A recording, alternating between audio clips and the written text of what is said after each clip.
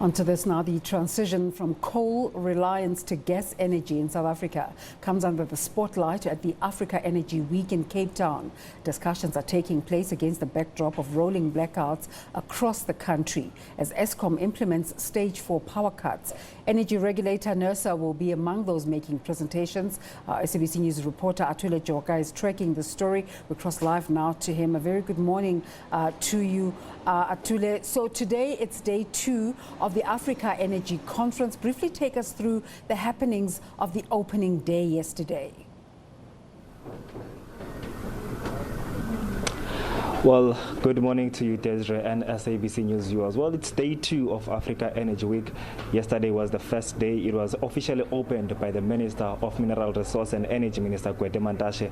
Quite scathing remarks that were made there. At the same time, they were very subtle, Desiree. The first point that she spoke about was that Africa needs to start trading amongst each other. They must stop playing second fiddle to the developed countries. The second point that he made was about the transition from the coal and fossil fuels to renewable energy, saying they cannot just switch from fossil fuels to renewable energy just like that. That needs to take time. Another point, the biggest elephant in the room, about the power outages of Eskom. Eskom CEO Atule Joka, who has been called to resign following the power cuts that have embattled the country, saying it's not his call to make, but the economic implications must determine whether Eskom CEO Atule Joka should step down. But at the same time, he did make remarks that what is happening at Eskom is unbearable and that the CEO must look further into it. So those are the pointers that they were focused on yesterday at Desiree. So as we get into day 2, what can we expect? What can we expect today? They will be speaking about the transition from coal and fossil fuel to gas energy, because with African countries, what we picked up yesterday, Desiree, was that they are not very keen from moving clearly, abruptly from fossil fuels to renewable energy. So they are still pursuing their own, what they call a base load, because they are saying Africa is not like your developed countries. They cannot just move to your renewable energies such as your wind turbines, your solar power, the hydraulic electric energy as well. So what they need to do is to enforce their base load. So they will be speaking about moving to a gas that's what they were speaking about here today, Desiree. Yeah. Just give us a sense, Atule, of the very important conversations that are being held there in this environment that we're in South Africa in terms of rolling blackouts. Yeah, what they spoke about was that there is a parliamentary process that is taking place to look into the issue at Eskom, and also there are procurement processes that are underway to try and get resources to beef up some of those solar power stations to try and make them to be viable to work clearly. So there are those discussions that they are talking about that they talked to us about yesterday.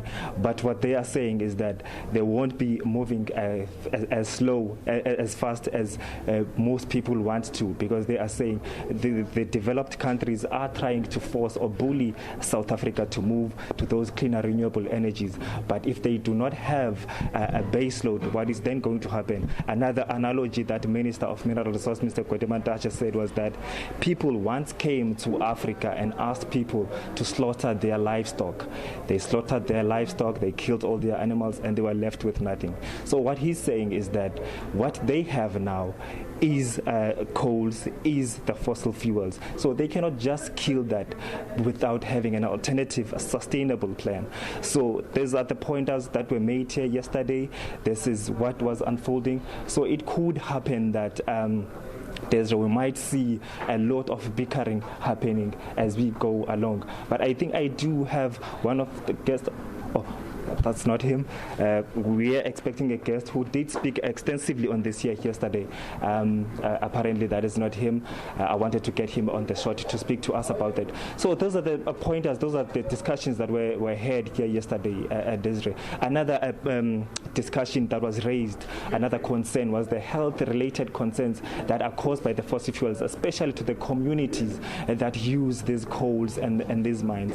But Minister Kwetemantashe was saying at the same breath, these are providing livelihoods to those families. They are providing economy to those communities. So they cannot just scrape them out. But at the same time, people were saying those are causing health-related concern. Those are very detrimental to the health of the people there. So it is quite a challenging situation. It will be seen how people will move to that. But I think I do have one of the delegates who will speak to us about that. One of the delegates here. Good evening and good morning and welcome to SABC News. Sir, just talk to us about the transition from phasing out of coal to renewable energy. It seems there's a resistance, especially from this conference here today. Just speak to us about it. No, I don't think there's a resistance. What we're saying is that the timing and the speed with which the world wants Africa to move away from fossil fuels, oil and gas, to renewables is just unacceptable to us. We are not in a position as Africa to move with the speed that the world is asking us to. Basically, this is what we are saying. We believe, yes, there should be energy transition. We believe that fossil fuels have negative impacts on the atmosphere, no doubt about that.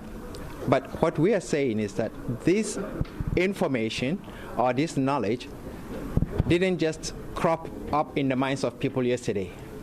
For over 100 years, the West had known that fossil fuels have an impact on the atmosphere.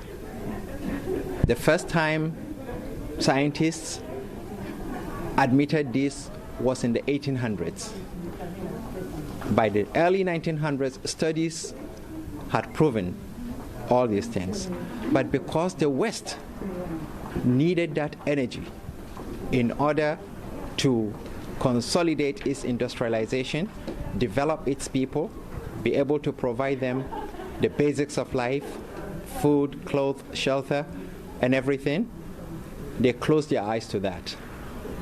Today, the economies have moved away from reliance on heavy energy to knowledge development, artificial intelligence.